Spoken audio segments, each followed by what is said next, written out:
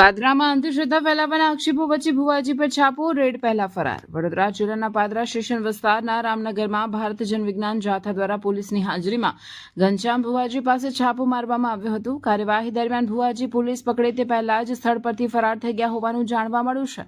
ભુવાજી પર ધર્મના નામે લોકોને છેતરપિંડી કરીને અંધશ્રદ્ધા ફેલાવવાના આક્ષેપો કરવામાં આવ્યા છે. સંતાન પ્રાપ્તિ, દુઃખ, દર્દ, શારીરિક પીડા તેમજ વિવિધ રોગો દૂર કરવાની લાલચ આપી લોકો પાસેથી ચીજવસ્તુ અને ફી વસૂલ કરીને ધંધો ચલાવતા હોવાના આરોપો સામે આવ્યા છે.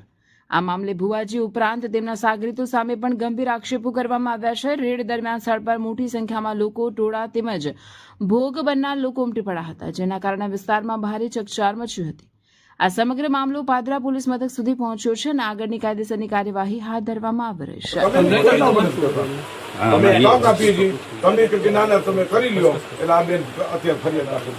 સારું તમારું અને અત્યારે તમને માતાજી કોઈ મદદ કરશે નહીં. ભૂવો બેસે છે ને ઘનશ્યામ, એની તાકાત નથી કે જાથાની સામે આવીએ તો, એટલે નથી. માતાજી એવું મદદ કરે. અત્યારે કરો મદદ એને કે અમે ધારીએ તો મદદ થાય, ગુનો દાખલ થાય. અમે ધારીએ તો નો ગુનો દાખલ થાય. કયો માતાજીને ગુનો દાખલ ન થાય તો કરીએ દાખલ. રેવા દો કે અમને બનાવટ કરવાનું, ગામને બનાવટ કરવાનું બંધ કરો.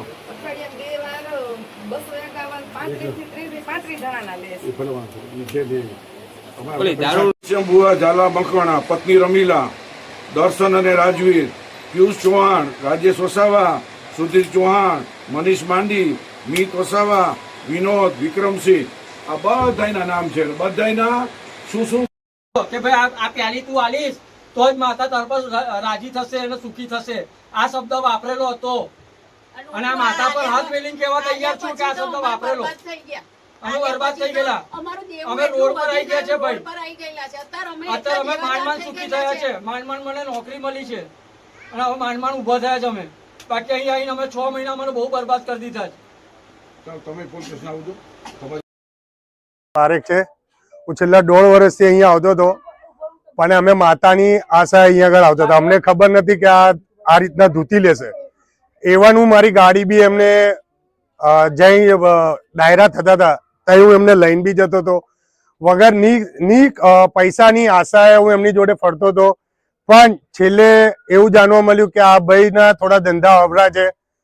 તો અમને ખબર પડી, તો અમે એમને બચાવવા માટે જેમની બબાલ થયેલી એની સાથે અમે એમને વાતચીત કરવા ગયા. ત્યાં મારી ગાડી એમના છોકરાએ ખુદ જાતે તોડીને પછી એવું કે છે કે તારી ગાડી તો ફલાણા ભાઈએ તોડી નાખી.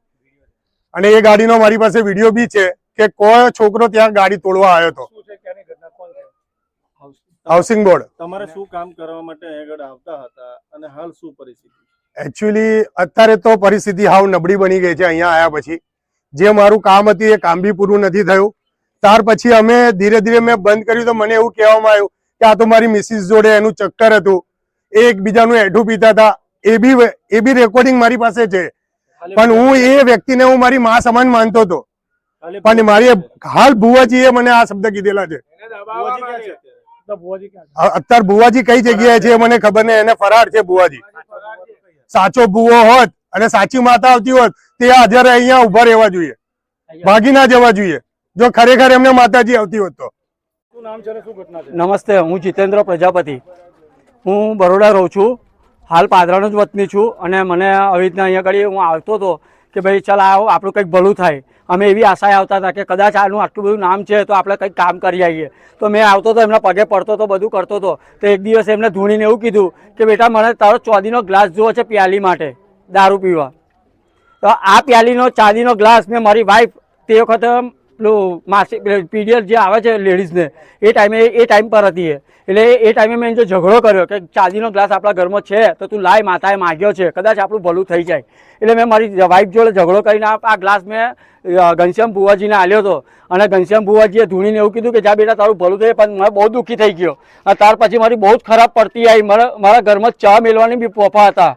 પણ અત્યારે ભગવાનની દયાથી હું સારા પંથ પર ચાલી ગયો અને બધું છોડી દીધું, બધું કમ્પ્લીટ કરીને અને હું અત્યારે માતાજીના પંથ પર ચાલું છું. તો મને સુખી છું. શું મનોકામના લઈને તમે આગળ આવતા? હું સારું થવા માટે કે મારા ઘરમાં કંઈ પરિવર્તન આવે, હું કંઈક આગળ પ્રગતિ કરું કે તને સારી નોકરી મળશે. તો નોકરી મને ડૉક્ટરની ત્યાં લાગેલી મેં વાઘોડિયા રોડ પર.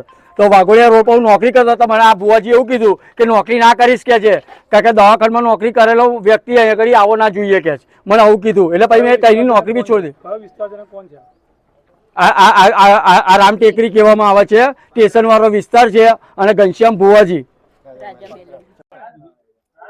શું નામ છે તમારું, શું ઘટના થઈ? મારું નામ હિતેશા હસમુખભાઈ વિસાવડિયા છે. મને સંતાન નહોતા થતા એટલા માટે અમે અહીંયા આવ્યા હતા. અમને જાણ મળી હતી કે અહીંયાથી શ્રીફળ આપે છે અને એનાથી સંતાન પ્રાપ્તિ થાય છે. તો અમે બધી રીતે તૈયાર હતા, અમે કરવા માટે બધું કર્યું. અને સાહેબ અમે એટલી વિનંતી કરીએ છીએ કે અમે જે બધું અમારી ઉપર જે વીત્યું છે ને હવે બીજા કોઈની ઉપર ના વીતે. અમે એટલી પ્રાર્થના કરીએ તમારા લોકો ઉપર. અમે આજે 8 મહિના અહીંયા ભર્યા છે. મારા માણસને અત્યારે હું ખોટું નહીં બોલું છું, બતાવું તમને. અત્યારે 2 મહિનાથી અમારા ધંધા નથી અને અત્યારે દવાખાનાના ધંધા અમારા કરી દીધા છે. એને 51,000 રૂપિયા અમારી પાસે વિધિના કરીને લીધેલા છે. મારું નામ રાજ છે. મને અહીંયા લાવવામાં આવેલો અને કીધું હતું કે તમારું શું છે, તો મને બધી વિધિના બામે બધા પૈસા લીધા છે મારી જોડે. અને મારું એસી મારા નામે જ છે અને મેં મારી પાસેથી એસી લેવડાવ્યું હતું અને 3 લાખ રૂપિયા લીધા છે મારી જોડેથી. ચાંદીની 3 બુટ્ટી જે પાયા લાવે એ બી લીધેલા છે મારી પાસેથી. કોણ છે અને ક્યાંની ઘટના છે? આ ઘટના છે પાદરા રામનગરની ટેકરી, પાદરા સ્ટેશન રોડ. ઘનશ્યામ ભુવાજી રાજા મેલેડિયા નામથી પ્રખ્યાત છે. ઇન્સ્ટાગ્રામ પર બહુ વિડીયો વાયરલ કરે છે અને જેને તેને વસ્તાની બાધા આલે છે. તો વસ્તાની બાધા કેવી રીતે આપે છે, પહેલો પ્રશ્ન એ છે. નગર વિસ્તારમાં ઘનશ્યામ ઝાલા મકવાણા ઉર્ફે ઘનશ્યામ ભુવા છેલ્લા 10 વર્ષથી લોકોના દુર્દગ મટાડવા, સંતાન પ્રાપ્તિ કરવી, કેન્સરના રોગ મટાડવા, આવા જુદા જુદા 25 પ્રકારના દાવા કરી અને લોકોને બ્રહ્મા નાખીને ભરમાવતો હતો અને શારીરિક, માનસિક, આર્થિક લૂંટ કરતો હતો. આ ભુવો અત્યારે ફરાર થઈ ગયો છે અને માતાજી નામે ઘરના પરિવારો 4 સભ્યો છે, ચારેયને 6 માતાજી ધૂણતા આવે છે અને એક ધંધો દુકાન ખોલીને બેઠા છે. કોઈ પણ વ્યક્તિ જોડાવા આવે તો એની પાસેથી 101 રૂપિયાની ફી, 51,000 રૂપિયા, 1 લાખ રૂપિયા જેવી ફી વસૂલ થતા. આજે વિજ્ઞાન જાથા પાસે સત્ય હકીકતની અને ફરિયાદી અને માહિતી આપનાર આગળ આવતા અને પોલીસને સાથે રાખીને ઘરે મુલાકાત કરી. ભુવો ફરાર છે. અમે એની સામે કાનૂની કાર્યવાહી આરંભી છે.